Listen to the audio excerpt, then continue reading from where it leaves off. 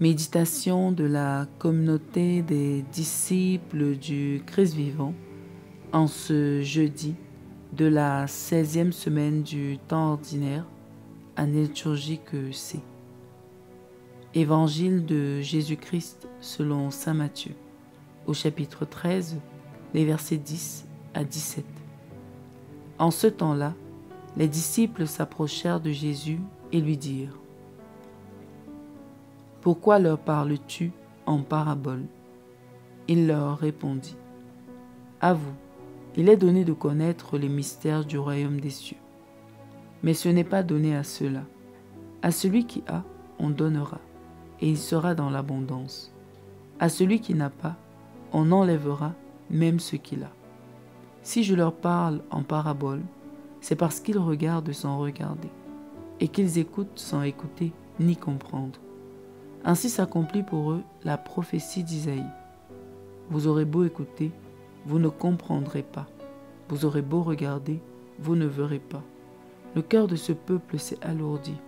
Ils sont devenus durs d'oreilles.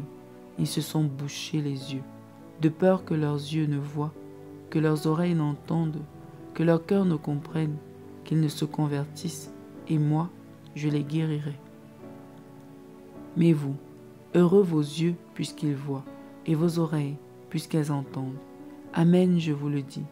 Beaucoup de prophètes et de justes ont désiré voir ce que vous voyez et ne l'ont pas vu, entendre ce que vous entendez et ne l'ont pas entendu. Acclamons la parole de Dieu. Méditation.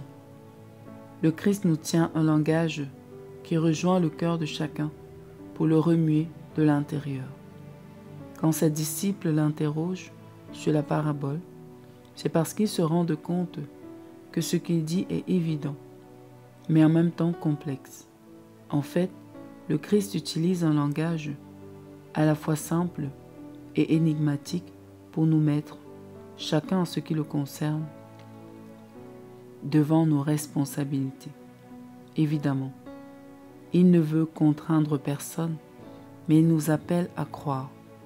Et nous devons être responsables et libres dans notre acte de foi. Frères et sœurs bien-aimés, le Seigneur nous révèle les mystères de Dieu.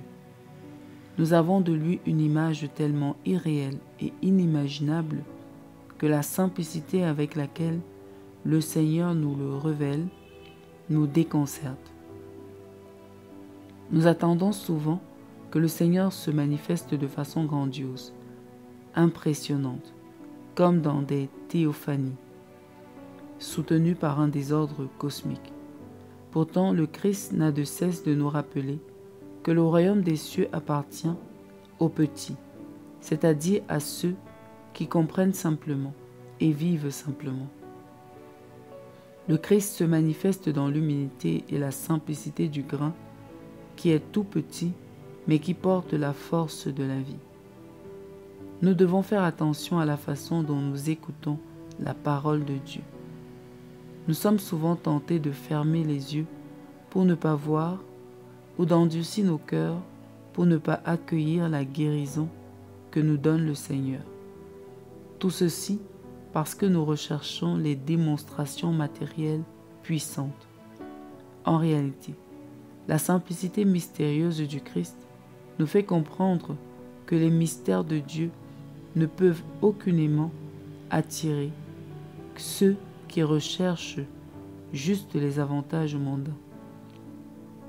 Le Seigneur nous tend simplement la main. Celui qui a un cœur ouvert pour la recevoir est béni. Celui qui ferme son cœur risque de tout perdre. De tout cœur, accueillons et vivons simplement la parole de Dieu dans la vérité et dans l'amour. Prions. Dieu notre Père, tu montres la voie aux égarés et les invites à reprendre le bon chemin. Délivre-nous de l'endurcissement du cœur et rends-nous attentifs pour accueillir simplement ta parole et la mettre en pratique dans nos vies avec l'effet de ta grâce. Par Jésus, le Christ, notre Seigneur. Intercession.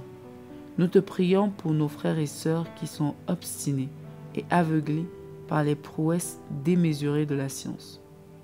accorde à tous les hommes de savoir reconnaître la valeur de la simplicité, à ne jamais chercher à construire un monde sans toi.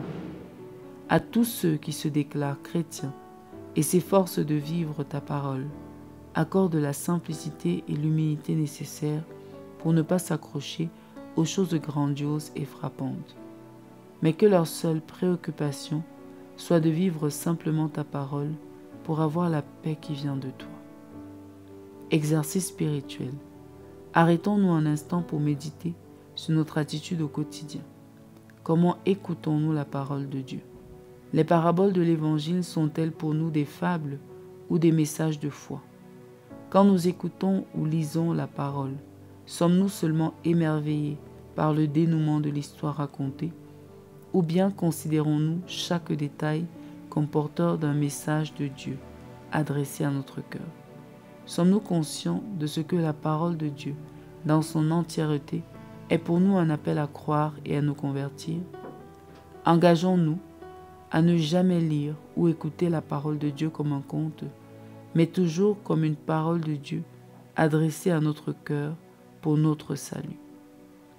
Loué soit Jésus-Christ à jamais.